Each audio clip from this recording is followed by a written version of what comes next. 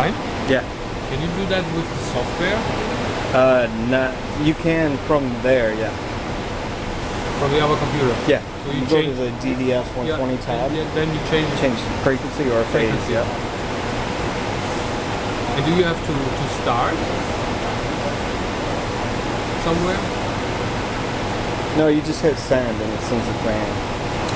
So, like if the synchronization software is running, it's already. That's the asynchronous mode.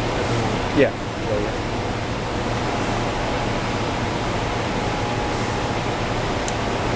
And if you have it in place, what do you do? Stop? Yeah, turn it back to 0. Well, 40 megahertz. Go back to 40 megahertz and it stops. Okay, then the electronic moves the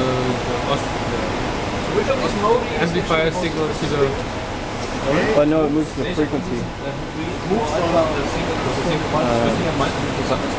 still moves, yeah, it's still moving. It's going. Okay, then wait until you go to with inside 2 nanoseconds, and then turn it back to 40 megahertz. Then it stays in synchronized. Yes.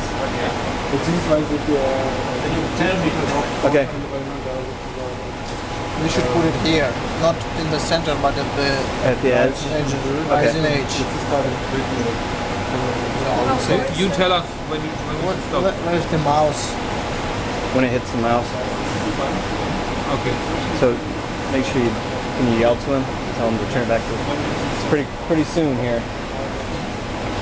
Okay. Okay now. Okay. It's very far. Go back. Back. Back. Go. Okay, now go the other way. 0.1. Also Physik können Sie mit jedem von den Modi